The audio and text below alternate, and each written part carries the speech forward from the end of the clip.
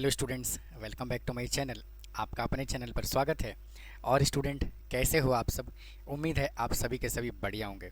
तो स्टूडेंट, आज के इस क्लास में डिटर्मिनेंट का एक बेहद इंपॉर्टेंट टॉपिक मैं डिस्कस करने वाला हूं। और आज मैं बात करने वाला हूं प्रॉपर्टीज़ ऑफ डिटर्मिनेंट क्या होता है। बहुत ही डिटेल में हम इन चीज़ों को डिस्कस करेंगे। और डिटर्मिनेंट से रिलेटेड मैंने बहुत सारे topics, minor, cofactor, adjoint, determinant क्या होता है, मैंने ऑलरेडी अपने चैनल पे अपलोड किया हुआ है। अगर आपने अभी तक नहीं देखा है तो आप देख सकते हो और चैनल को देख सकते हो और कॉन्सेप्ट को समझ सकते हो। और हाँ, चैनल पे अगर आप नए हैं तो चैनल को सब्सक्राइब करना ना भूलें। तो आइए सेशन को शुरू करते हैं और बात करते हैं प्रॉपर्टीज़ ऑफ डिटर्मिनेंट की। तो देखिए, अगर हम प्रॉपर्टीज़ ऑफ डिटर्मिनेंट के फर्स्ट प्रॉपर्टी की बात करें तो देखो क्या कहता है। कहता है क्या, the value of determinant unchange, value of determinant unchange if row and column are interchange.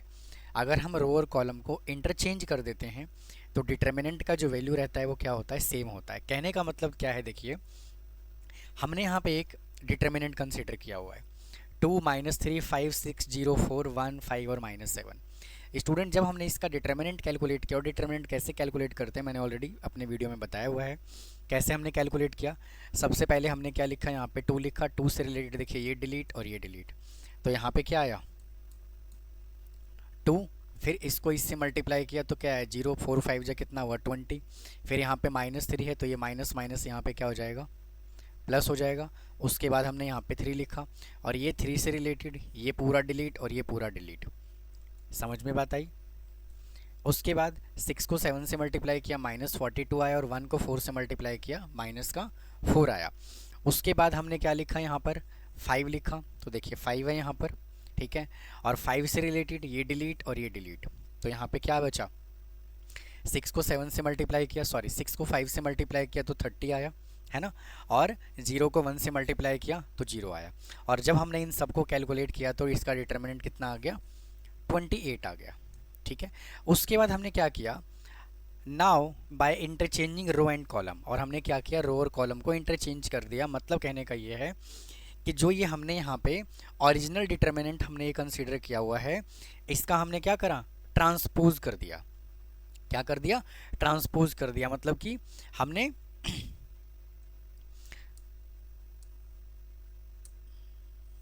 हमने क्या किया, ट्रांसपोज किया।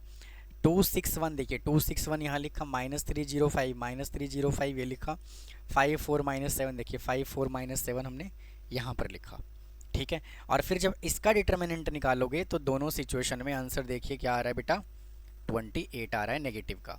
ये भी 28 आ रहा है और ये भी क्या आ रहा है, 28 आ रहा है।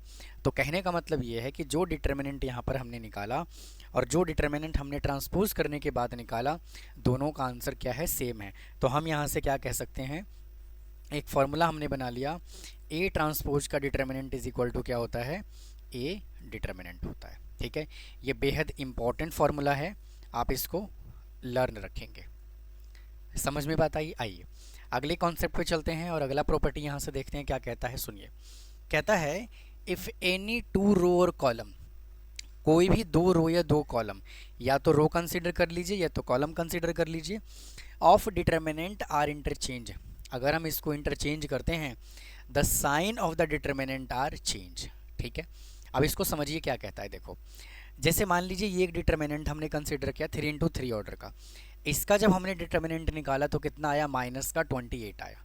मैं अभी डिस्कस कर चुका हूँ, इसका डिटर्मिनेंट कितना आया, -28 आया। अब क्या कहता है, बाय इंटरचेंजिंग 2 रो और कॉलम, अब हम क्या कर रहे हैं, यहाँ से 2 रो या 2 कॉलम को आपस में इंटरचेंज कर रहे हैं।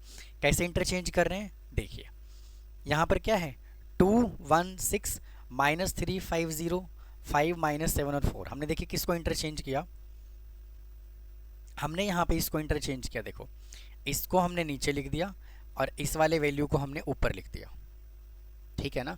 मतलब कि सेकेंड वाले रो को देखिए 601 है यहाँ पर, तो 601 को, सॉरी 604 को यहाँ लिखा, और 1, 5 -7 है तो ये 1, 5 और -7 हमने कहाँ लिख दिया, यहाँ लिख दिया। मतलब नीचे के 2 रो को हमने क्या कर दिया, आपस में इंटरचेंज कर दिया। तो यहाँ पे इंटरचेंज करने से पहले डिटर्मिनेंट कितना आया, -28 आया। लेकिन जब हमने 2 रो को आपस में इंटरचेंज किया तो उसका डिटर्मिनेंट बच्चा पार्टी कितना आया, माइनस का 28 आया। ठीक है, तो यही प्रॉपर्टी क्या कहता है कि जब हम किसी भी टू रो या किसी भी दो कॉलम को आपस में इंटरचेंज करते हैं तो क्या होता है, जो पहले डिटर्मिनेंट आया और जो बाद में डिटर्मिनेंट आया उसमें नेगेटिव का फ़र्क होता है। ठीक है, तो यहाँ से ये प्रॉपर्टी ये कहता है कि पहले डिटर्मिनेंट अगर ये आया है तो चेंज करने के बाद जो डिटर्मिनेंट है वो क्या आएगा, नेगेटिव का ए डिटर्मिनेंट आएगा। तो एक फार्मूला हमने यहाँ से और पढ़ लिया। आइए अगले कॉन्सेप्ट पे चलते हैं। देखो क्या कहता है, कहता है क्या, इफ़ एनी टू रो और column of determinant are identical. Identical का मतलब क्या होता है कि किसी भी डिटर्मिनेंट के दो रो या दो कॉलम आइडेंटिकल का मतलब सेम हो जाए तो उसका जो डिटर्मिनेंट आता है वो क्या आता है, ज़ीरो आता है। तो देखिए यहाँ पर क्या है, 3 2 3, 2 2 2 और 3 3 3, यानी कि ये वाला वैल्यू और ये वाला वैल्यू क्या है, आइडेंटिकल है। आइडेंटिकल का मतलब क्या है कि ये दोनों के दोनों कॉलम जो है वो क्या है, सेम है। ये लाइन वैसी टाइपिंग में लगा हुआ है, वैसे इसका मतलब कुछ है नहीं। ठीक है ना, तो ये जो 2 और 3 मतलब 2 रो और 2 कॉलम क्या है, आपस में आइडेंटिकल है। तो जब भी आइडेंटिकल होता है तो हमेशा इसका डिटर्मिनेंट क्या आता है, ज़ीरो आता है। या फिर आप इसको ऐसे भी कंसीडर कर सकते हो, 2 2 2 3 3 3 1 4 6। तो बेटा इसका भी डिटर्मिनेंट क्या आएगा, जीरो ही आएगा, क्योंकि फर्स्ट रो और सेकंड रो आइडेंटिकल है। तो इसका डिटर्मिनेंट क्या आता है, ज़ीरो आता है। समझ में बात आई।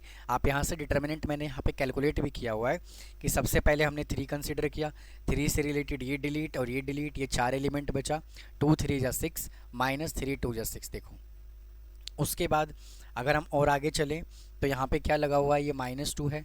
-2 देखिए ये है 2, 2 से रिलेटेड ये डिलीट और ये डिलीट। तो 2 को 3 से मल्टीप्लाई किया 6 आया, माइनस किया 3 को 3 से मल्टीप्लाई किया 9 आएगा। ठीक है, यहाँ पर फिर यहाँ पे क्या है, हम अब कंसीडर किसको करेंगे, अब हम कंसीडर करेंगे इस वाले 3 को।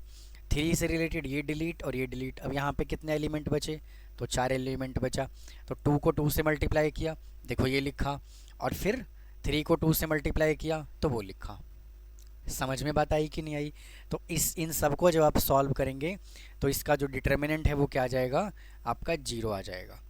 तो याद रखोगे हमेशा कि कोई भी टू रो या टू कॉलम अगर आइडेंटिकल हो जाता है तो उसका डिटर्मिनेंट हमेशा जीरो आता है। आइए अगले प्रॉपर्टी पे चलते हैं और देखो क्या कहता है।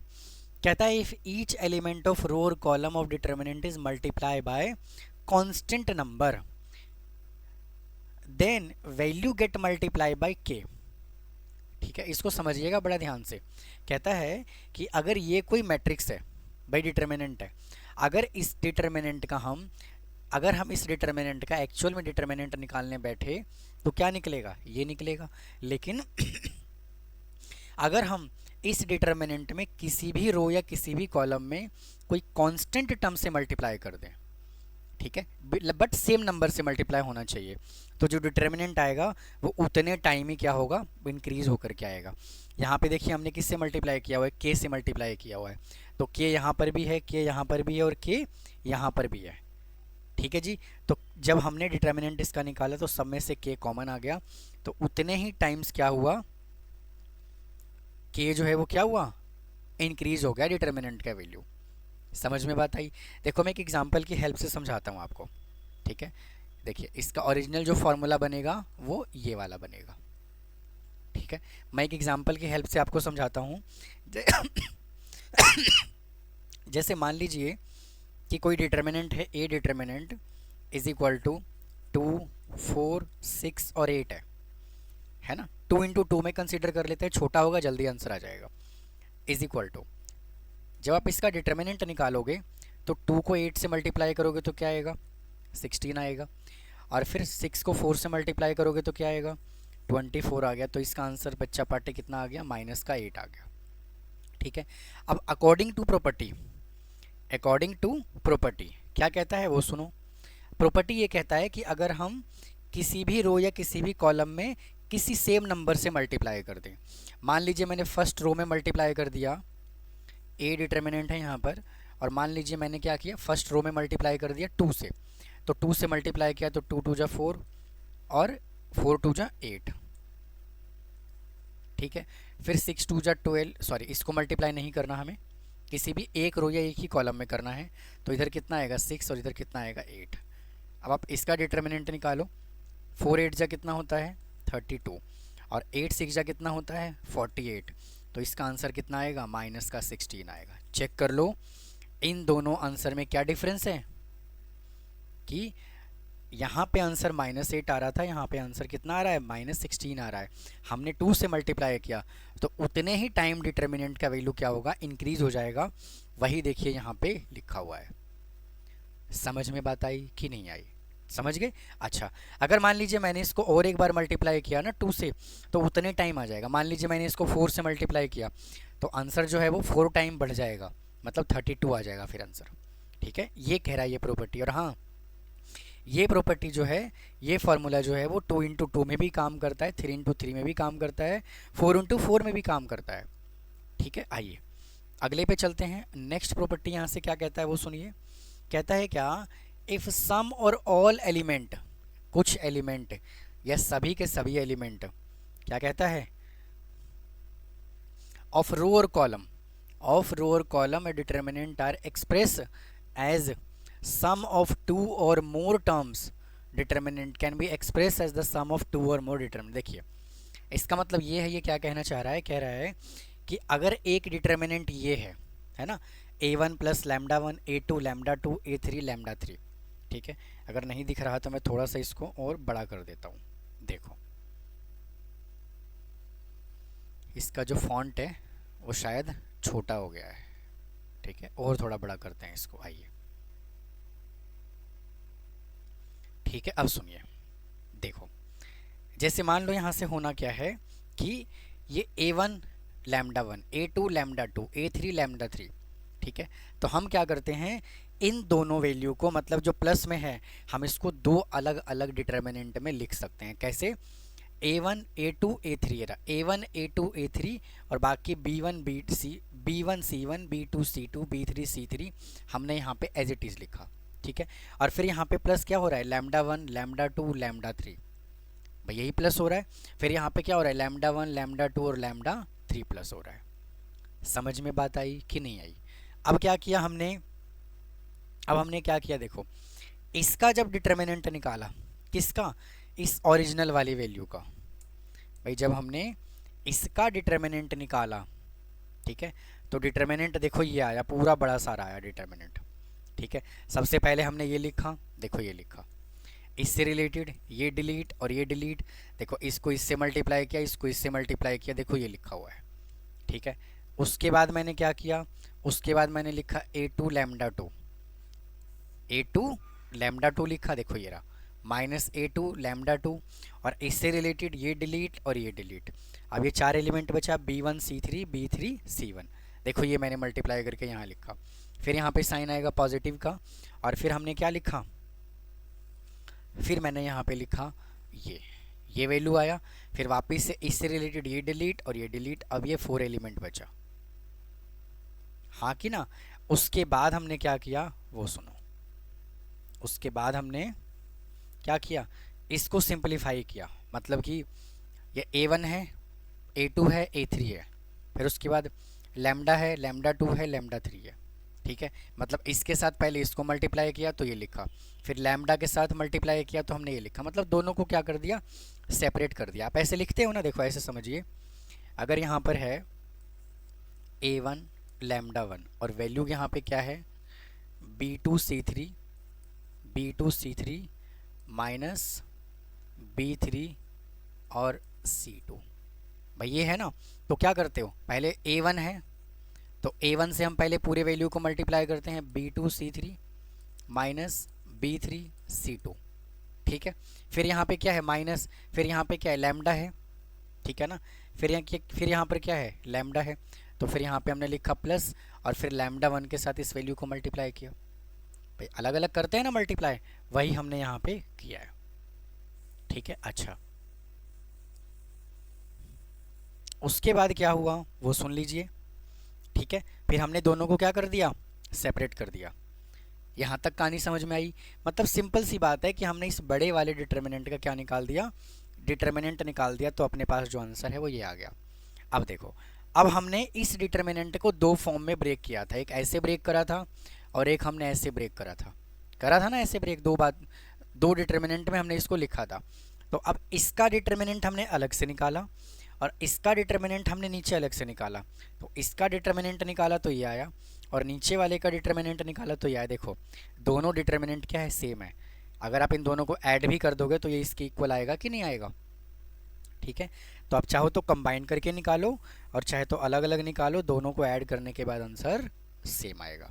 आइए अगले कॉन्सेप्ट पे चलते हैं। देखो क्या कहता है, देखिए कहता है इफ ईच एलिमेंट इन अ रो और column of determinant is zero, ठीक है, of determinant is also zero. बहुत ध्यान से, बहुत सिंपल सा प्रॉपर्टी है ये कि किसी भी डिटर्मिनेंट का कोई भी रो या कोई भी कॉलम के सभी एलिमेंट अगर ज़ीरो हो जाता है तो उसका डिटर्मिनेंट भी क्या आएगा, जीरो ही आएगा। जैसे मान लो यहाँ पे एग्जांपल लिखा हुआ है, मैंने लिया हुआ है 2 है, तो 2 है, सबसे पहले हमने यहाँ पे 2 लिखा, 2 से रिलेटेड ये डिलीट, इसको इससे मल्टीप्लाई किया, इसको इससे मल्टीप्लाई किया, चेक करो जीरो ही आएगा। भाई आएगा कि नहीं आएगा। अच्छा, उसके बाद हमने लिखा यहाँ पर 4, ये लिखा यहाँ पर 4 से रिलेटेड ये डिलीट और ये डिलीट, इसको इससे मल्टीप्लाई किया तो जीरो, इसको इससे मल्टीप्लाई किया तो जीरो, ये लिखा। ठीक है, आइए अब और आगे चलते हैं। अब अगर हमने यहाँ पे 6 लिखा तो देखो यहाँ पे 6 लिखा, 6 से रिलेटेड ये डिलीट और ये डिलीट, इसको मल्टीप्लाई किया तो भी कितना आया, जीरो ही आएगा। तो अल्टीमेटली डिटर्मिनेंट कितना आ गया, जीरो आ गया। तो ये प्रॉपर्टी क्या कहता है कि किसी भी डिटर्मिनेंट का कोई भी रो या कोई भी कॉलम 2 4 6 0 0 0 2 7 8, तो इसका डिटर्मिनेंट आपको डायरेक्ट क्या लिख देना है, जीरो लिख देना है। कोई भी हो, जरूरी नहीं है कि यही वाला होगा। ये जीरो अगर ऐसे बना दिया हमने 1 2 3 7 8 9 है ना, तो भी बेटा इसका डिटर्मिनेंट क्या आएगा, जीरो ही आएगा। Is it clear. आइए अब चलते हैं अगले प्रॉपर्टी पे, सुनिए क्या कहता है। नेक्स्ट प्रॉपर्टी यहां से कहता है क्या कि if each element on one row side of the principal diagonal of a determinant is zero then the value of determinant is the product of the diagonal. बहुत इंपॉर्टेंट प्रॉपर्टी है ये, क्योंकि ये एमसीक्यू में बहुत हेल्प करता है। मैंने आपको टाइप्स ऑफ मैट्रिक्स में बताया था, क्या मैंने आपको टाइप्स ऑफ मैट्रिक्स में बताया था, टाइप्स ऑफ मैट्रिक्स में बताया था, क्या बताया था, ट्रायंगुलर मैट्रिक्स, ट्रायंगुलर मैट्रिक्स। ठीक है, मैंने क्या कहा था कि जो ट्रायंगुलर मैट्रिक्स होता है वो 2 टाइप का होता है। फर्स्ट क्या होता है, अपर ट्रायंगुलर, और सेकंड क्या होता है, लोअर ट्रायंगुलर। समझ में बात आई। तो अपर ट्रायंगुलर की क्या खास बात था कि 2 4 6 8 1 9 3 8 2, एक डिटर्मिनेंट हमने ये ले लिया और एक ले लेते हैं 7 8 2 6 4 3 1 9 2। ठीक है, और मैंने आपको ये कहा था कि ये प्रिंसिपल डायगोनल है। ठीक है, अगर प्रिंसिपल डायगोनल के नीचे के अगर सारे एलिमेंट जीरो दिया हुआ है क्वेश्चन में तो उसको कहते हैं अपर ट्रायंगुलर, और this is also principal diagonal. अगर ये इसके अगर सभी के सभी एलिमेंट अगर जीरो दिए हुए हैं तो इसको कहा जाता है लोअर ट्रायंगुलर। समझ में बात आई। तो जब इस सिचुएशन में अपर ट्रायंगुलर या लोअर ट्रायंगुलर हो और हमें इनका डिटर्मिनेंट निकालना हो तो हम बहुत ही ईजिली डिटर्मिनेंट निकाल सकते हैं। 2 1 2 को मल्टीप्लाई कर दीजिए, 2 1 2, तो इसका डिटर्मिनेंट कितना आ जाएगा, 4 आ जाएगा। समझ में बात आई। यानी कहने का मतलब क्या है कि जब अपर ट्रायंगुलर और लोअर ट्रायंगुलर बनता है तो डायगोनल को मल्टीप्लाई कर दीजिए, आपका डिटर्मिनेंट डायरेक्ट आ जाएगा। इसमें भी 7 4 2 को मल्टीप्लाई कर दोगे, 7 इंटू 4 इंटू 2, तो 7 4 जा 28, 2 जा 56, तो ये आपका डायरेक्ट डिटर्मिनेंट आ गया। ठीक है जी, तो यही हमने यहाँ पे कहा हुआ है, ये प्रिंसिपल डायगोनल है। प्रिंसिपल डायगोनल के नीचे के अगर सभी एलिमेंट जीरो हैं तो सिर्फ डायगोनल को मल्टीप्लाई करने मात्र से ही डिटर्मिनेंट आपका आ जाता है। आइए अगले कहानी पे चलते हैं। देखो कहता है if A and B are the matrices of the same order, अगर ए और बी जो है सेम ऑर्डर के मैट्रिक्स हैं, ठीक है ना, ऑर्डर उनका सेम होना चाहिए। तो कुछ फार्मूला मैं यहाँ से नोट करवा रहा हूँ कि अगर ए और बी है और इसका डिटर्मिनेंट दिया हुआ है तो हम इसको A determinant into B determinant लिख सकते हैं। ठीक है, अगला फार्मूला है, अगर मान लीजिए ए इंटू ए डिटर्मिनेंट ऐसे लिखा हुआ है तो हम इसको सेपरेट करके ए डिटर्मिनेंट ए डिटर्मिनेंट और इसको हम ए डिटर्मिनेंट का स्क्वायर भी लिख सकते हैं। ठीक है जी। अच्छा, अगर मान लीजिए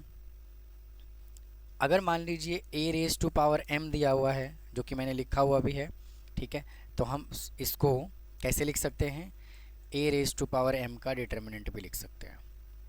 ठीक है, और क्या प्रॉपर्टी आपने पढ़ा कि अगर आप ए ट्रांसपोज का डिटर्मिनेंट निकालोगे तो वो ए डिटर्मिनेंट के इक्वल होता है। ठीक है, किसी भी दो रो या किसी भी दो कॉलम को जब आप इंटरचेंज कर दोगे तो इसके डिटर्मिनेंट में और इसके डिटर्मिनेंट में नेगेटिव का फिर डिफरेंस होगा। ठीक है, जो आंसर आएगा वो किस में आएगा, नेगेटिव में आ गया। ठीक है जी, ये कहानी है। तो ये हमने कुछ फार्मूले डिस्कस किए। एक फार्मूला मैं और डिस्कस कर लेता हूँ। जैसे मान लीजिए यहाँ पर है k इंटू ए डिटर्मिनेंट। ठीक है, और k जो है वो क्या है, ऑर्डर ऑफ मैट्रिक्स है। k जो है वो क्या है, कोई स्केलर नंबर है, सॉरी, k जो है वो क्या है, स्केलर नंबर है। ठीक है, तो हम इसको क्या लिखते हैं, k raise to power n into determinant है। और n क्या होता है, n is order of matrix. क्या होता है, ऑर्डर ऑफ मैट्रिक्स होता है। ठीक है, तो स्टूडेंट ये जो था प्रॉपर्टीज ऑफ डिटर्मिनेंट काफ़ी ज़्यादा इंपॉर्टेंट है। आप इसको बहुत ही ध्यान से समझिए क्योंकि क्वेश्चन को करने में ये हेल्प करेगा। ठीक है, आपके बुक में मानता हूँ 2-3 प्रॉपर्टी दिया हुआ है लेकिन 2-3 से काम चलने वाला नहीं है। जब आप और आगे चलोगे कहीं ना कहीं CUT में या हायर क्लासेस में जब आप जाओगे तो कहीं ना कहीं ये सभी के सभी प्रॉपर्टीज़ आपसे पूछे जाएंगे और इसके बेस पे क्वेश्चन भी पूछा जा सकता है। तो उम्मीद है आपको ये वीडियो अच्छा लगा होगा। अगर फिर भी कोई डाउट रह जाता है तो कमेंट करें, इस चैनल को सब्सक्राइब करना ना भूलें और चैनल को सपोर्ट करने में हेल्प करें। मिलता हूँ फिर किसी और ऐसे ही टॉपिक के साथ। थैंक यू, नमस्कार।